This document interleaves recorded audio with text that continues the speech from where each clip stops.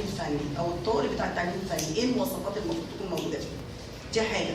والحاجه الثانيه، فتلاقينا احنا كتربيه وتعليم او تعليم فني مع رجال الاعمال، يبقى احنا هنا هنقلل الفجوه اللي موجوده ما بيننا، مصاريف عشان التكلفه، وطبعا احنا عارفين ان كوزاره صعب ان هي توفر كل الحاجات دي. فبدانا يعني بصراحه في جنود تشتغل ومجهوله يعني مش معروفه، بس بتبدا مزدوج، يعني في توشيبا، في فورسيد، في مش عارف مركز ايه، بنلتقي مع مجموعه. اولا الشغل ده يا جماعه شغلنا تطوعي، ومع المهندسه امل وزعت على هي ما احنا يعني وصل لناس في المديريه انها احنا بلغنا في دماغ الطالب، والطالب على طول بيروح له للورقه، ناس تقول اه وناس تقول لا.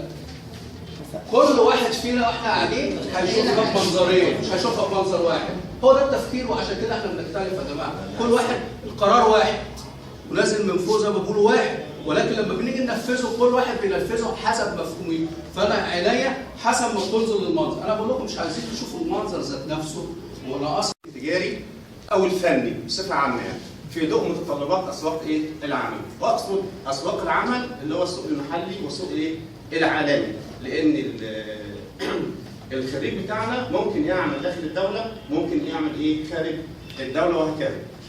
سؤال جدير بالاهتمام ولابد له من اجابه جديره وقيمه، ولكي نجيب على هذا التساؤل يتم لنواتج التعليم او لمخرجات التعليم الفني، في نفس الوقت التعليم الفني بجميع نوعياته هتقدم المشروع قناه بصراحه اتصلت على شخصيا مع في الجهه اللي بيتدرب فيها، ويومين في بصراحه ده نظير. يعني انا ببص التعليم الصناعي بسم الله ما شاء الله، حتى اجازه نص السنه المدارس شعلة نشاط. انا ما عنديش تدريب وبعد متبرعه مبادره نصرف عليها بالالف ريال. لا في سوق والله، في وظائف، بس المؤهلات اللي موجوده او الخبرات لازم يجي لنا استثمار، ولازم يجي لنا ان شاء الله عايزين 3. طيب ما احنا بنقدم 1000 بقى، يبقى احنا عايزين اسواق جديده. لا، عايزين تدريب للناس، تدريب للناس اللي خدت مؤهلات، ودي موجوده في الخطه ان احنا الخريجين ندربهم. يعني احنا دلوقتي عندنا بالنسبه للتعليم الفني عندنا زراعي وصناعي وتجاري وفندقي. الاربعه دول ممكن يشتغلوا كلهم مع بعض.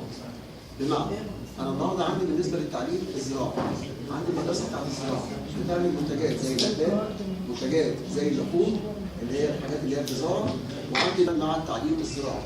هنا اصبح التعليم الزراعي ركز معانا في الحته دي. انا اصبح عندي حاجه اسمها وحده منتجه.